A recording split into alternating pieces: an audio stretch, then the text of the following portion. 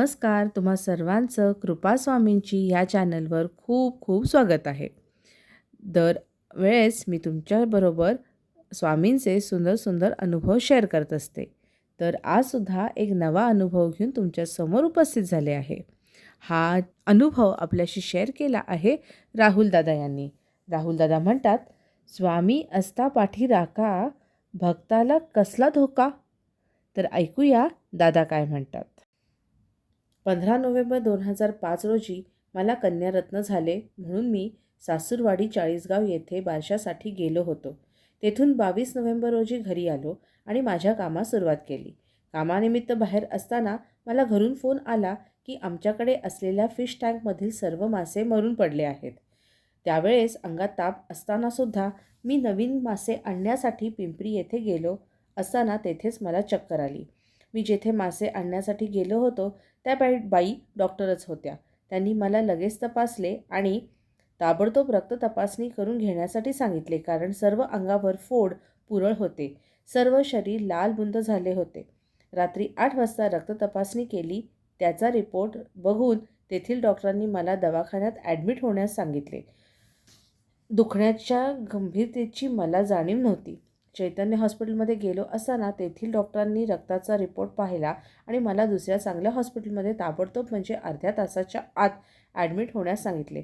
शरीराला अजिबात इजा होऊ देऊ नका अथवा धक्के बसू देऊ नका असे म्हणून त्यांनी मला एक व्हीलचेअर आणून दिली.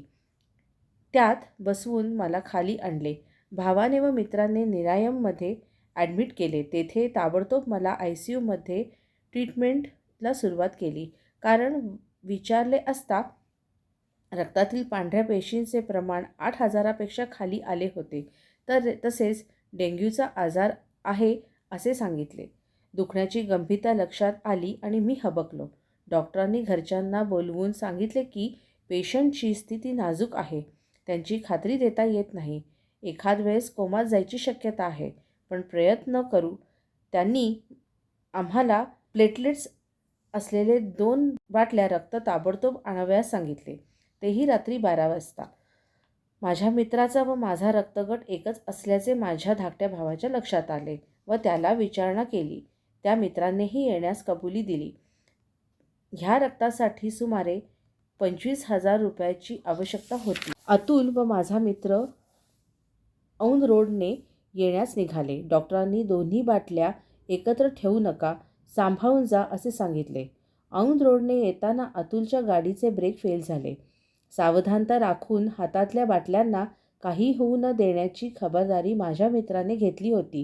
ब्रेकची दुरुस्ती तात्पुरती करून रक्त दवाखान्यात आणले. ते डॉक्टरांनी ताबडतोब मला दिले. त्यावेळेस प्लेटलेट्स 3,000वर आले होते.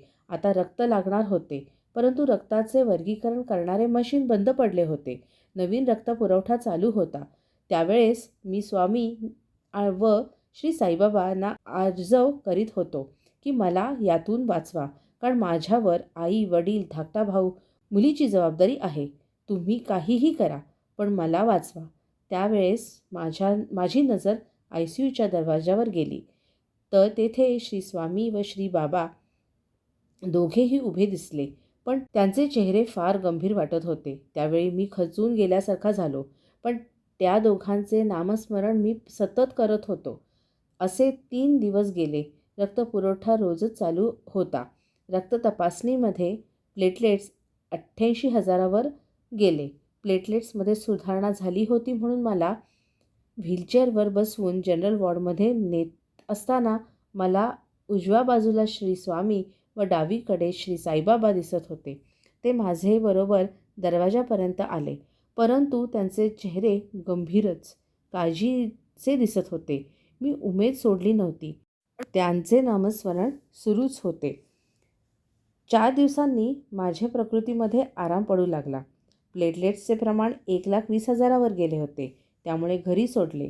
थकवा फारच जाणवत होता, पण सुखरूप आल्याचा आनंद वाटत होता. घरी आल्या आल्या स्वामींना आणि साईबाबांना नमस्कार केला.